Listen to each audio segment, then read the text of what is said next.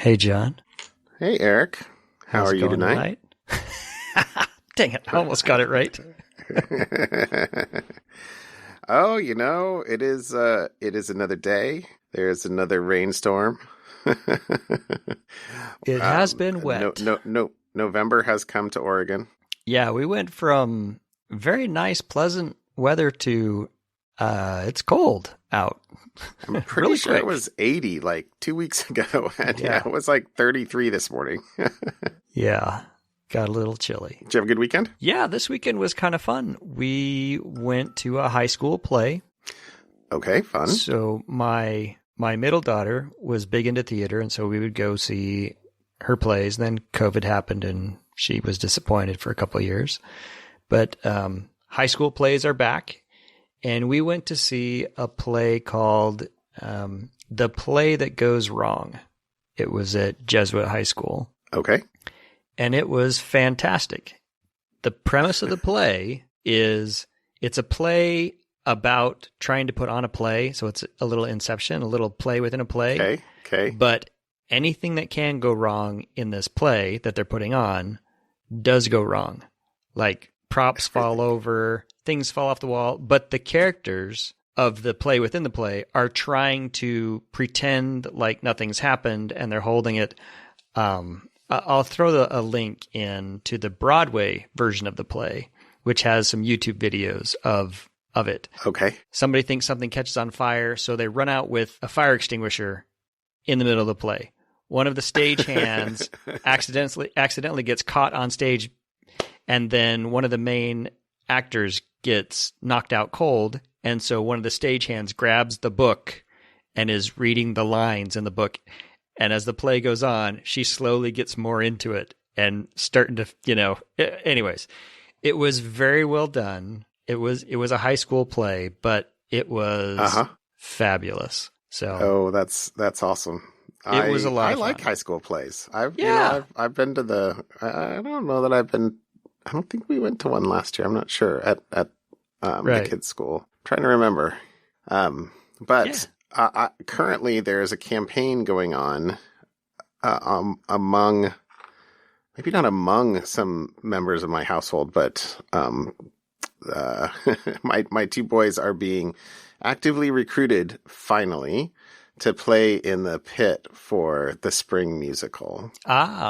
Or not to play, I guess, but at least to audition. Right. But and I think they're gonna. So we'll see. That'd be fun.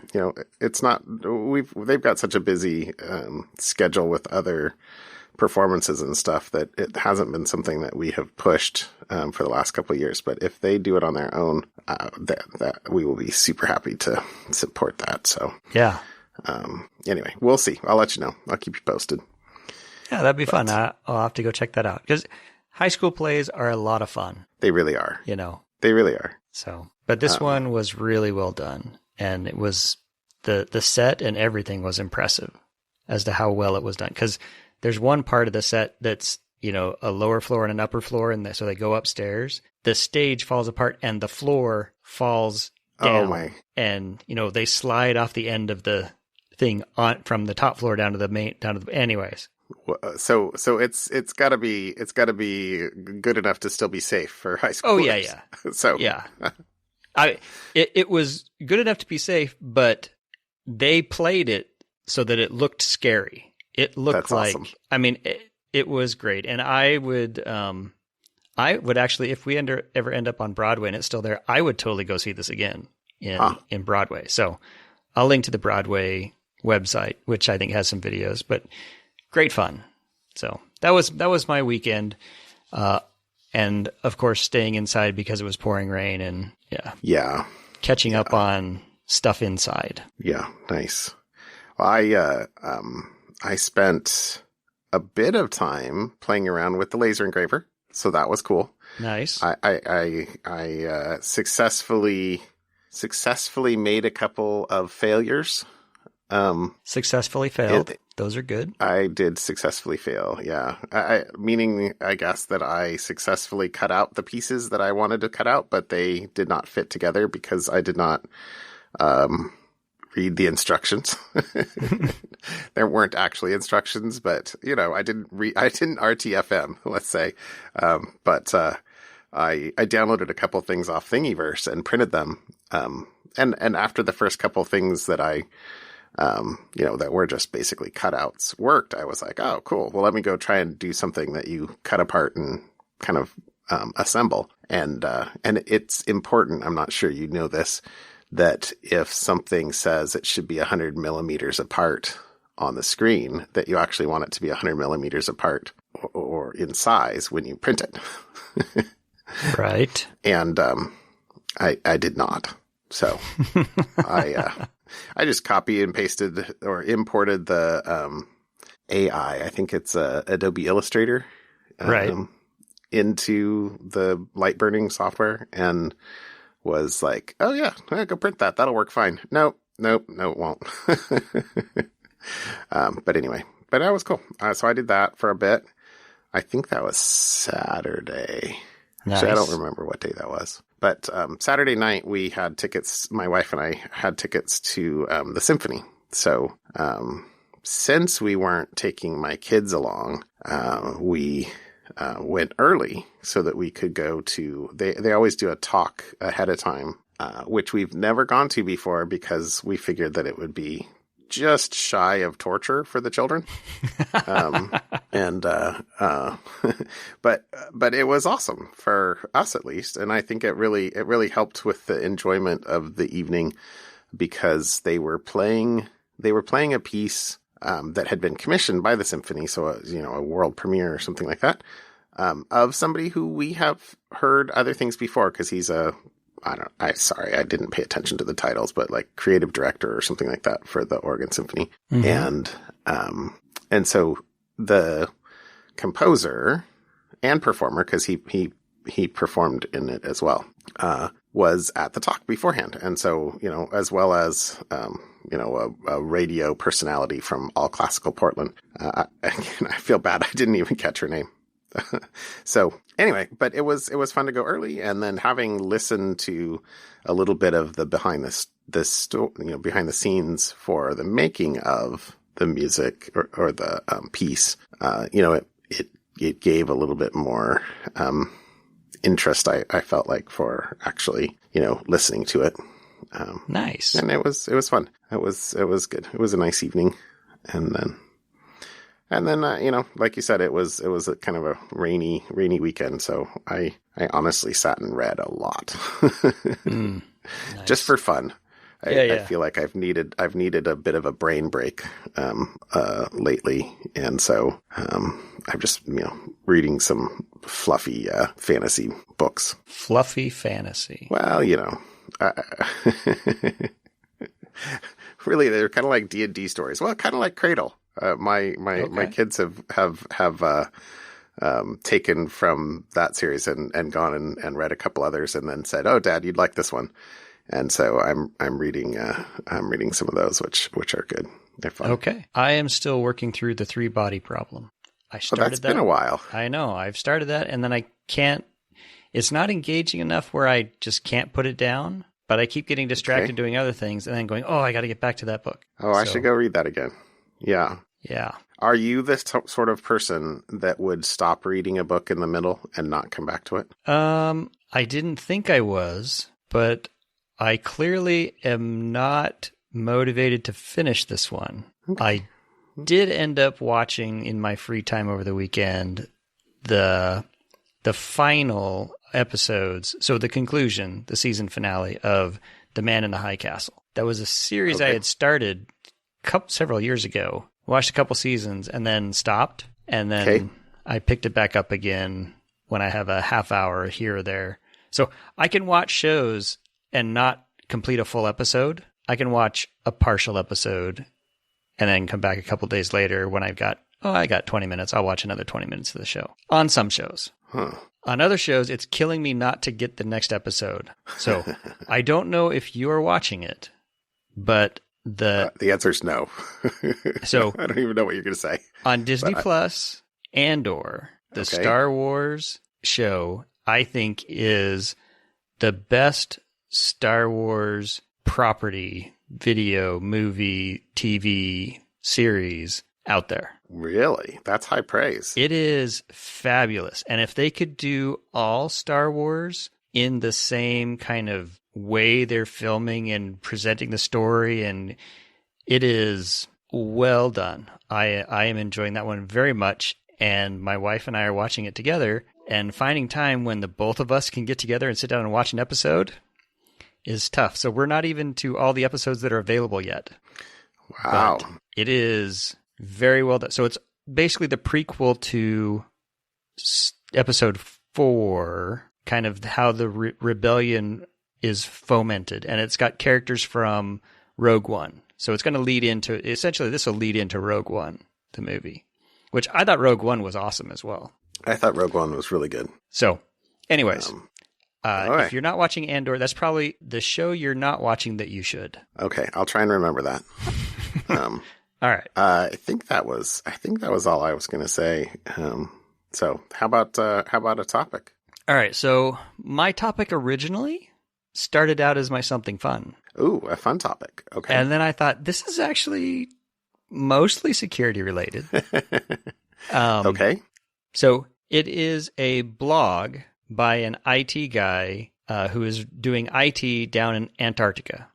IT in Antarctica. Yes.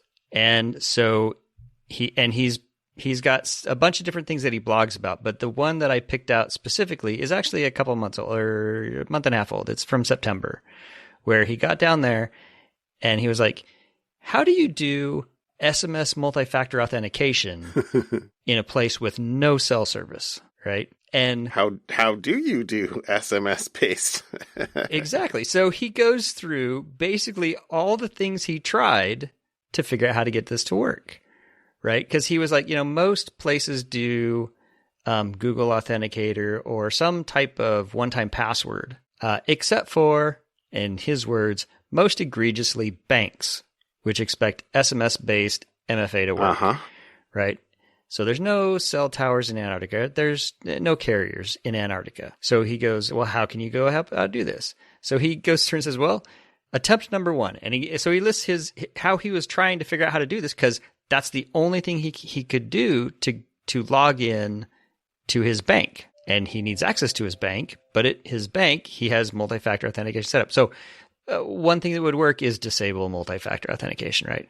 But he was not going to do this. So he says, number 1, he tried to do he's on Verizon. There's apparently a Verizon Messages Plus, which allows it to sync text messages across multiple devices. I kind of picture this as similar to iMessage, right? You can have iMessages show up on... But multi-platform? Well, that's just it, is you can have it sync it across your devices, which includes laptops, anything that can get online.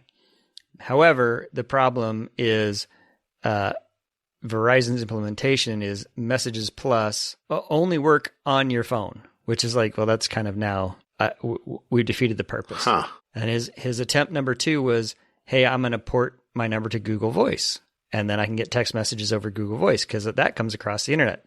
But the problem with that is apparently banks look at the data that it's trying to send, and they won't send to VoIP, voice over IP endpoints, only mobile endpoints. So seriously, so this is kind of cool, because he's got code in here, and he's kind of go, and he's like, well, I love the comment that the issue stems from the fact that banks, because reasons, are very keenly interested. He's got a great sense of humor in this. Yeah. So he's trying his failed attempts, and he's got some compromise solutions, Wi-Fi calling. Some people have Wi-Fi calling. You can do Wi-Fi calling.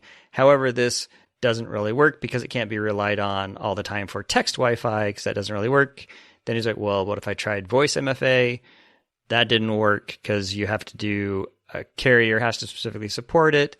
And then his compromise solution number 3 was give up. Just don't log into your bank. Tough. You're going to be down there for a year. Hopefully your money's there. You aren't spending much money in Antarctica. Well, but I can't. Yeah, you might need other things to do. Okay. Yeah. But then he goes down and figures out, so the actual solution. So 1 is fool your bank into using a virtual number. So he's like, here's one way, but it was kind of tricky and there's some ways to get around it. But he did discover the actual solution that he ended up with, and I keep saying I shouldn't assume, but this person ended up with is a phone in a drawer. So they threw an app, and IFTTT, okay. IFT, I think is the proper pronunciation. IFT. You can have, with an Android phone, you can have IFT kickoff and copy that and email it to you. So you can create that. So this person has a phone at home with IFT set up that any text message that comes in, it'll send to them as an email, and then they can just get their email and good to go. And that was, they discovered, the only bulletproof way to actually get the text messages in Antarctica. So it was just kind of funny. You could read, he's got a lot more, they have a lot more detail with some pictures as to, hey, here's the best way to get this taken care of, et cetera, et cetera. But the whole blog, which is why this was kind of something fun, is the whole blog is all about various IT issues, including some others like, how do you vote from Antarctica? Well, here's how you can vote from Antarctica. And he has a blog post on that. But my favorite one is, well, aside from the how to do SMS messages, was in Antarctica, you can travel between effectively the United States, McMurdo Station, and New Zealand in 30 minutes. New Zealand runs Scott's Base. And so credit card companies, apparently, he's like, what? This person's like, they have a hard time with this because I can run into, a place in the United States, as far as the credit card company is concerned. It's the what do you call it? When superhuman problem or something like that, where you're like, ooh, you're doing two transactions from improbably large distances apart in improbably short amount of time. Well, apparently in Antarctica, you can travel from the U.S. to New Zealand in 30 minutes. Okay. And so you can buy something and then run down to the bar, which is, and buy something else. And the fraud team, the comment at the end of this is, I'm sure they model flagged this with high confidence that it was fraud. And I had to report and threw them a curveball and said, nope, not fraud. And the fraud team at Capital One is having a very weird day. Anyways, the whole blog is fun to just kind of follow along. The person's name is Burr, BRR, and the website is brr.fyi. So that's my mostly security thing, mostly around SMS, two-factor authentication, because we've talked about it before. But it leads into my, this is a foreshadowing of my something fun, too. Okay. So there you go. That's what I got for this week. I might have to read a couple more of those posts. That's great. Yeah, it's a fun blog post. That's great. All right. I brought two. I really hope you haven't looked at my second one, because I think that you'll enjoy it. But let's talk about the first one first. This not only is today Election Day, today is also Patch Tuesday. It's Government Patch Tuesday. Double witching, right? Double witching. So the funny one that I saw out of this was a mark of the web thing, which I'll mention in a minute. But evidently there were 62 CVEs in this one, with 9 rated as critical, 53 as important, but 4 of them are 0 days. They're being exploited in the wild prior to patch. Okay. But one of them, the one that kind of caught my attention from something else, was vulnerability with Mark of the Web. And this is, so Mark of the Web is a feature that when you download something from the internet, browsers will add metadata to the NTFS alternate data streams to basically say where this thing came from. And then later on, when you try and launch the executable or open the document, the OS behaves differently depending on, where it came from. So if it came from an untrusted zone or something like that, it'll come up and it'll say, hey, you just downloaded, and most people have probably run into this thing where they'll come up and say, hey, this is a file that was downloaded from the internet. Are you sure you want to trust it? For one reason or another. And so the actual quote, at least in the Tenable article, which we'll link here, says that these two CVEs, 41049 and 41091, quote, are security feature bypass vulnerabilities affecting Windows Mark of the Web. Mark of the Web is a security feature used to tag files downloaded from the internet and prevent them from performing certain actions. Files flagged with Mark of the Web would be opened in protected view in Microsoft Office, prompting users with a security warning banner asking them to confirm the document is trusted by selecting Enable Content. Okay. And this one, the 41091, has been exploited in the wild, and exploit code has been released publicly. Okay. But the thing that I had actually seen on Twitter was the actual description of what is the vulnerability. So the actual vulnerability This is awesome. that you zip up a read-only file so that what happens, it says, well, here's the actual thing, because I think this is pretty funny. It says, it's time to reveal the zippy reads. 3-word description, read-only files. When you zip a read-only file, Windows will, upon extraction, write the file, mark it as read-only, and then attempt to set the Mark of the Web on the read-only file and fail. That's it. That's the bug. Because it's read-only. Because it's read-only. Yeah.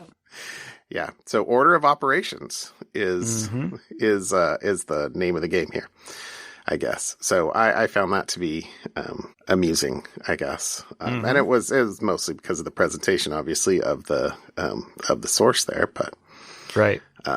But so then the other funny thing in this article, again, I'm using the word funny with dramatic air quotes. So there's these other two vulnerabilities for the scripting languages, JScript 9 and Chakra. And so they have two CVEs, and the first one is against JScript 9 and CVSS of 8.8 and is being exploited in the wild.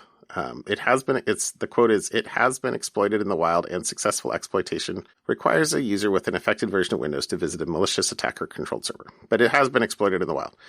The second one is a lower severity, 7.5, and has not been observed to be exploited. Nevertheless, despite these barriers for exploitation, Microsoft still rates the second one as exploitation more likely. So, Eric, how is exploitation more likely in the one that hasn't yet been exploited than the one that is currently being exploited? This does not this does not math to me. No, I can't even think of a funny analogy there. The thing that is happening is, I mean, if you do the inverse, the thing that is happening is less likely than the thing that hasn't happened yet. Exactly. So I'm confused. I just, I don't know. I maybe there's an in there or something like that they don't flag items that are already being exploited as with some form of exploitation likelihood. I don't know. I just thought that was funny. So I don't know what to say about that, but anyway, patch. You should patch. Yeah. So there you go. All right. My second one is not really security, but it's crypto, which is mostly insecurity. So, hey, what evidently happened today is that Binance signed a letter of intent to acquire FTX, which is the number 2 crypto exchange. And this is, I'll say, quote, interesting because well, the quote here is, it says, delivering a surprising twist to a days-long public spat between the world's 2 largest crypto exchanges that contributed to several digital tokens taking a tumble on Tuesday. Bankman-Fried also founded the prop trading and market-making firm Alameda, which at least has some exposure to FTT tokens. These are the things. FTT tokens slid to as low as 1432 from 2547 earlier on Tuesday as investors lost faith. Hours after the news broke, the token dropped as low as 251 before a slight recovery. So the world's number one crypto exchange is buying out the number two. Okay. Whatever. But there's a story. So there's the second thread. So we'll put the link to the TechCrunch article. But then for the second thing, I really think you have to read this Twitter thread, which I'll mostly read here, or at least the big part. So this is here's the quote from the Twitter thread is, here's the 30-second summary of the FTX drama blowing up in crypto. So how FTX, a multi-billion-dollar company, almost died overnight, and why this is a god-tier strategic move by Binance. So years ago, Binance was an early investor in FTX, but FTX grows like crazy. They become the second biggest exchange, and they kind of have a falling out. So Binance decides to sell its stake in FTX, but as part of the buyout, they take $2 billion worth of their investment in this FTT token, the token that FTX created that it uses for trading fees. So now they're friendly competitors, but Binance owns a ton of FTT, and there's not a ton of trading for FTT. So short squeeze coming if you're, foreshadowing it with GME.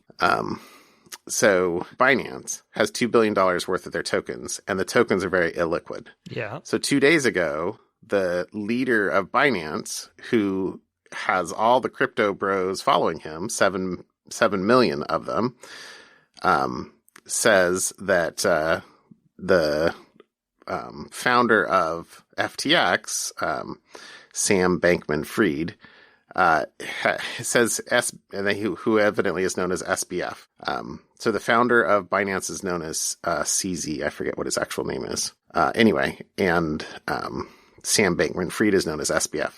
So CZ comes out and says SBF's been talking crap about them to regulators, and announces publicly on Twitter that he's going to dump his $2 billion worth of FTT, for which there's not a ton of liquidity. So anyone who knows who has FTT says, oh crap, and starts dumping their tokens. So the price drops like 20%.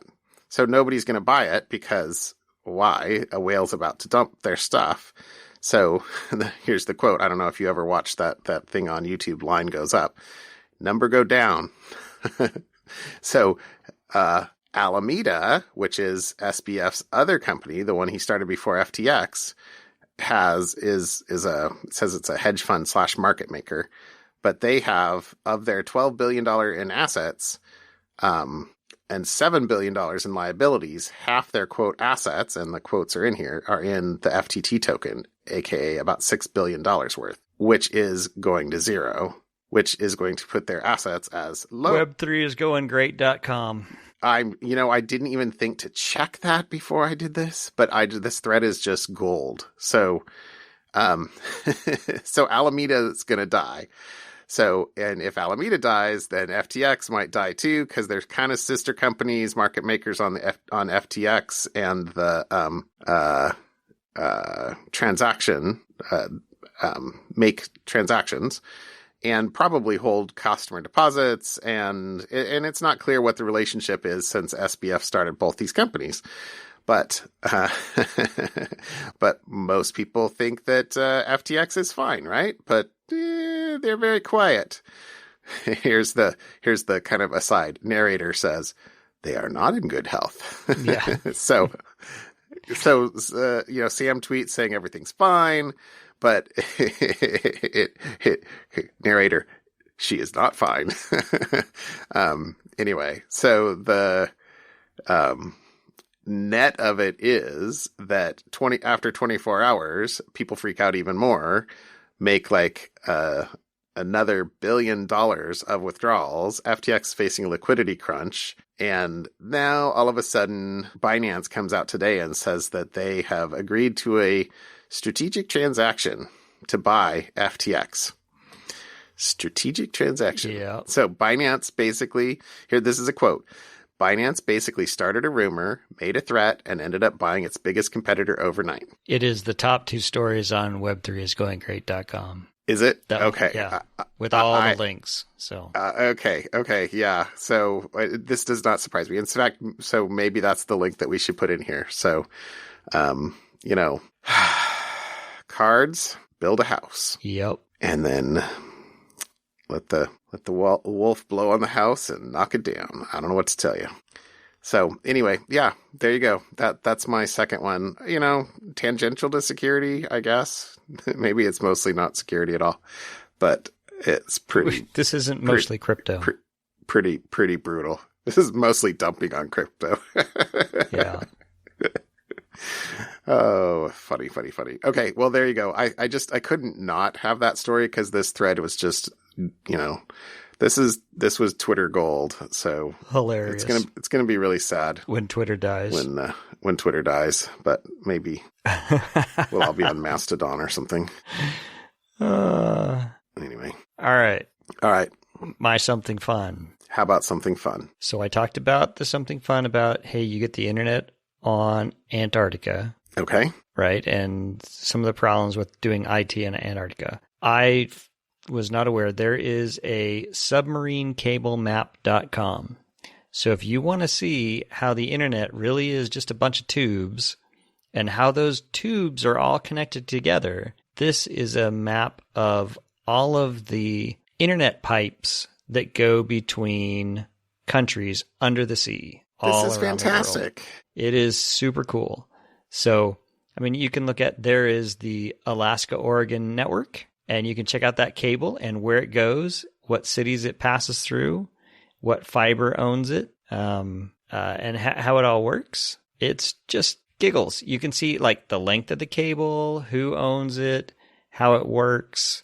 You can click on them. Yeah, you can click on them, get all the endpoints, where they're going. Anyways, I just thought that I had never seen this before, but this is fascinating.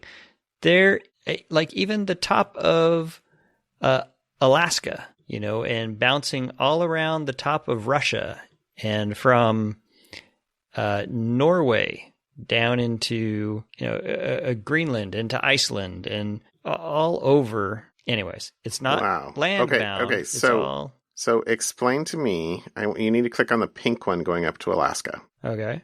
North Star. Okay. You click on that? The pink one going up to Alaska. Okay. Look where its first landing point is. Hillsboro, Oregon. What in the ever-loving heck? And explain to me how that happens to an undersea cable. That's a good question. I don't know.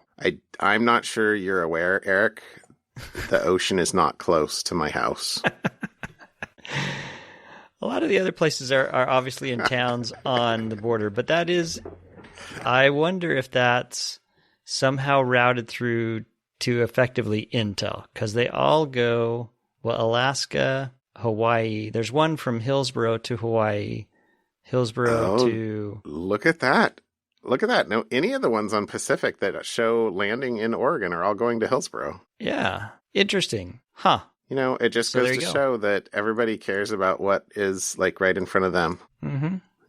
Anyways, fun map. That's my something fun. Go get lost staring at undersea cables. Okay. On submarinecablemap.com. Submarinecablemap.com. That is so cool.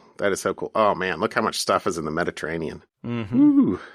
Oh, that is so cool. Sometimes my faith in humanity is diminished. Sometimes my faith in humanity is lifted. Yeah, the internet is cool. Good. This is cool. There's like a little cable between Italy and Croatia. Okay. My something fun. I got to go back to my notes. Oh, you want something about bees? I haven't heard about bees in a while, John. Tell me about bees.